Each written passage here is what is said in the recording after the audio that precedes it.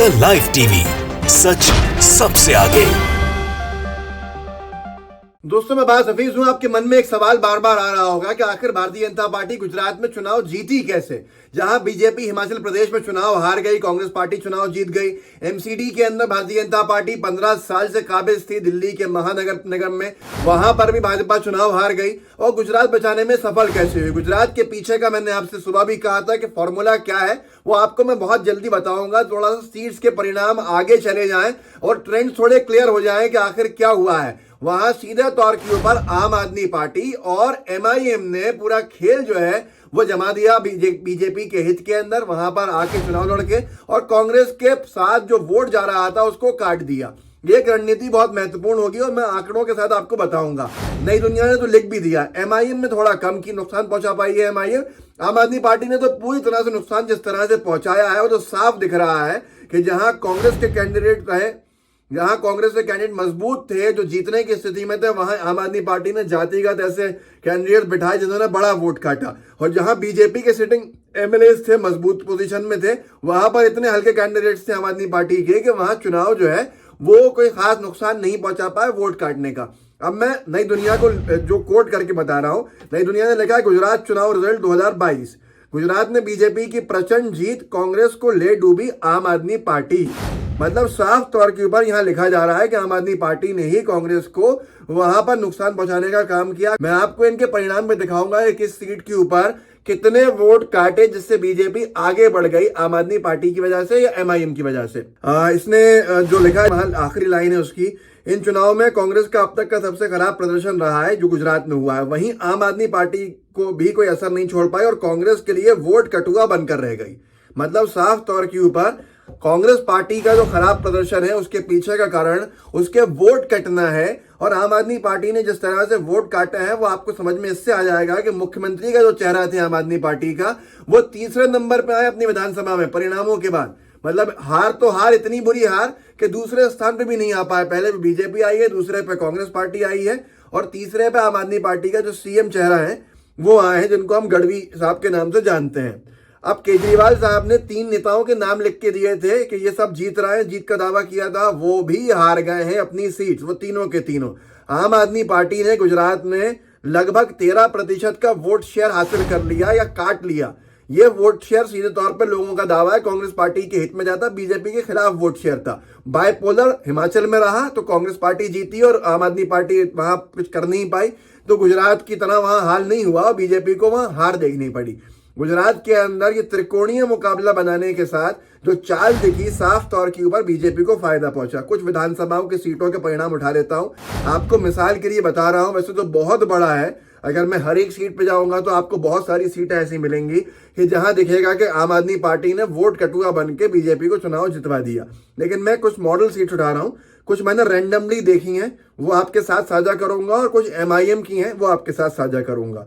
उसके साथ साथ बिहार में कैसे एमआईएम की वजह से बीजेपी जीत गई, बायपोल के अंदर जब पूरे देश में बायपोल में बीजेपी हार रही है, तो जहां जहां उपचुनाव हुए हैं रामपुर को छोड़कर, तो बिहार में कैसे जीती, वहां आम आदमी पार्टी नहीं एमआईएम ने क्या किया वो दिखाना है आपको। लेकिन सबसे पहले गुजरात की ये सीट है अमरायवाड़ी, 50 नंबर सीट है और विधानसभा सीट पे जो कांग्रेस के प्रत्याशी, अभी वीडियो बनाते टाइम अभी पूरा नहीं हुआ है, मतगणना पूरी होना में समय लगेगा, जितनी हुई है अभी 25,740 वोट जो है वो कांग्रेस के प्रत्याशी को मिले और भारतीय जनता पार्टी के प्रत्याशी यहां चल रहे थे आगे, अभी जब वीडियो बनाने तक 25,815, लगभग 70-80 वोटों से ये आगे चल रहे हैं। और इसमें आम आदमी पार्टी जो है उसको कितना वोट मिला है वो आप समझ लेंगे, इससे आप अंदाजा लगा सकते हैं, लगभग यहाँ 2000 के आसपास वोट आम आदमी पार्टी को मिल गया। अब आम आदमी पार्टी ने जो वोट काटा ये आपके सामने है और मैं आपको आगे चल के दिखाता हूं।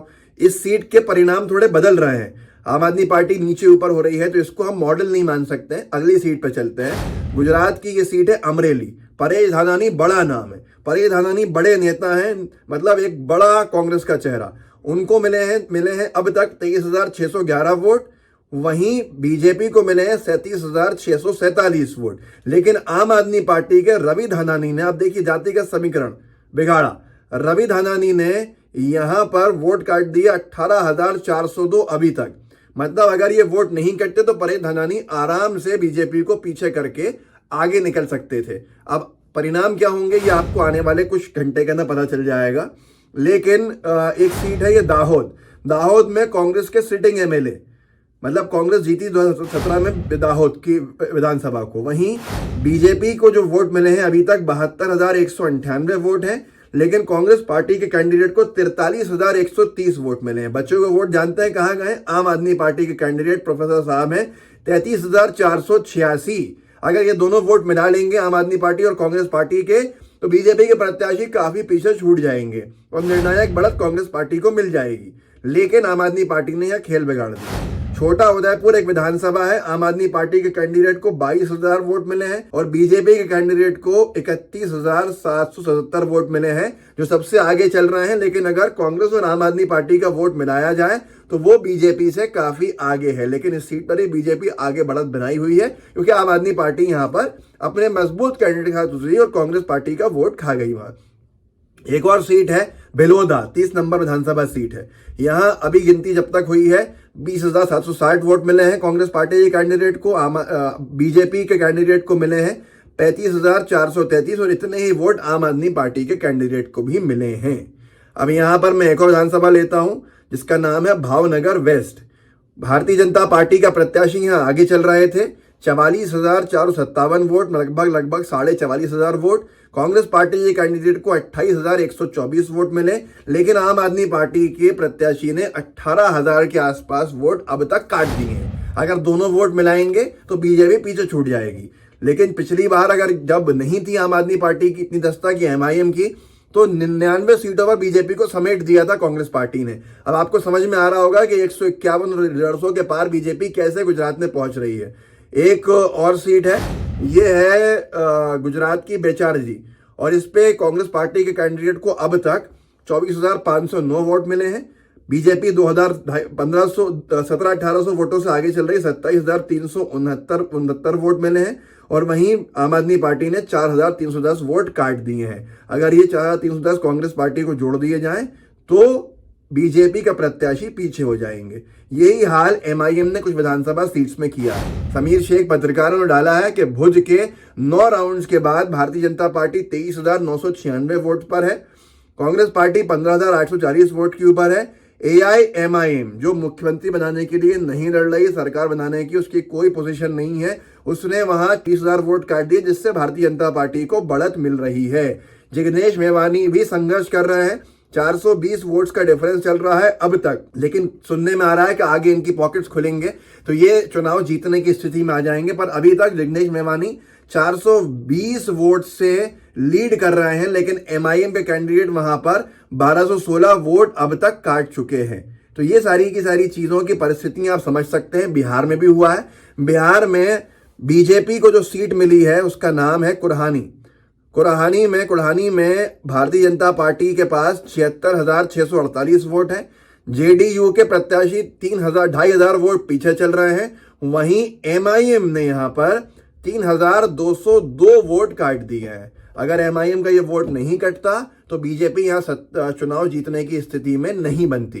खैर, जो भी होता है, भाषणबाजी से पोलराइजेशन भी होता है कि जो बीजेपी डराने में सफल हो जाती है कि एमआईएम यहां आ जाएगी, ये हो जाएगा, वो बड़ा विषय है। इसको और डिटेल में लेकर अगली बार वीडियो के अंदर आऊंगा। लेकिन अब आपको एक अंदाजा हो गया होगा कि बीजेपी की जीत के 2 सारथी जो हैं, वो एक तरफ बड़ा जो पहिया है वो आम आदमी पार्टी का है और दूसरा छोटा पहिया एमआईएम का है। मैं ये नहीं कह रहा, ये तो अखबारों ने भी लिख दिया है सीधे तौर के ऊपर। तो सोचना चाहिए जनता को भी कि वो किस तरफ जा रहे हैं, क्या उनका वोट कट रहा है, क्या रणनीति के तहत कट रहा है, आखिर हो क्या रहा है। इस वीडियो को आगे बढ़ाइएगा, लोगों को जागरूक कीजिए, व्हाट्सएप ग्रुप्स में शेयर कीजिएगा, साथ में लाइव टीवी को सब्सक्राइब भी कीजिए, बेल आइकन भी दबाइए। जय हिंद, जय भारत। द लाइव टीवी, सच सबसे आगे।